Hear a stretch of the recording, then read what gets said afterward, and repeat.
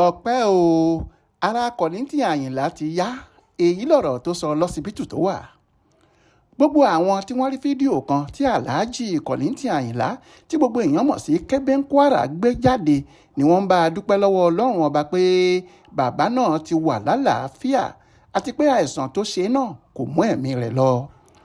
Yìnyínyìnyín kẹ́ni ṣèmí ni ọ̀gá àwọn onífújì pátápátá ọ̀hún fọ̀rọ̀ náà ṣe pẹ̀lú bó ṣe ń dúpẹ́ tó sì ń fi ẹ̀mí ìmoore rẹ̀ hàn sí gbogbo àwọn ọmọ orílẹ̀-èdè yìí nílé lóko àti lẹ́yìn odi, pàápàá jùlọ gómìnà ìpínlẹ̀ Èkó ọ̀gbẹ́ni Babájídé Sanwó-Olú, ọ̀gá àgbà ilé ìwòsàn ẹ̀kọ́ṣẹ́ ìṣègùn ìjọba Èkó Lagos State University Teaching Hospital LASUT dókítà Adétòkunbọ̀ Fábánwò fún ìtọ́jú pàtàkì tó rí gbà àti bí wọ́n ṣe sa gbogbo ipá wọn lórí rẹ̀ tí àìsàn burúkú tó kọlù náà kò ràn sọ́run ọ̀sán gangan.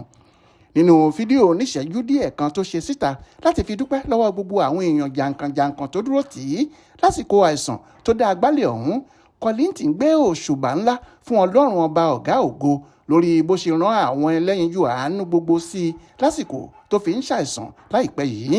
Ó ní Ọlọ́run ọba náà ni màá fi ọpẹ́ àti ìyìn fún nítorí pé Ọlọ́run ọba yìí ni ọ̀gá ògo tó ga jùlọ.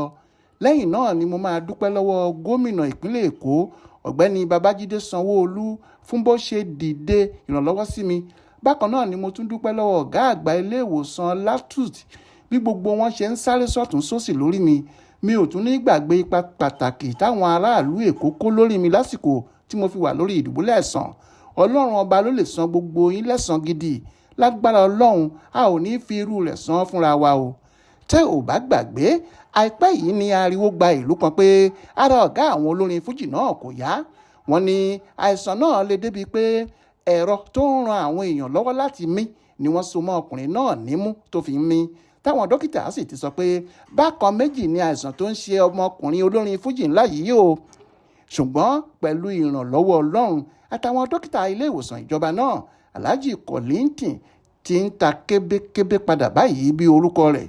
Bí èèyàn bá sì rí i lórí bẹ́ẹ̀dì ọsibítù náà tó ti ṣe fídíò ọ̀hún, tọ̀hún kò lè mọ̀ pé bàbá táwọn dókítà ń sọ pé àwọn kò tí ì mọ ibi tí ọ̀rọ̀ rẹ̀ máa já sí ní bí ọjọ́ mélòó kan sẹ́yìn nìyẹn.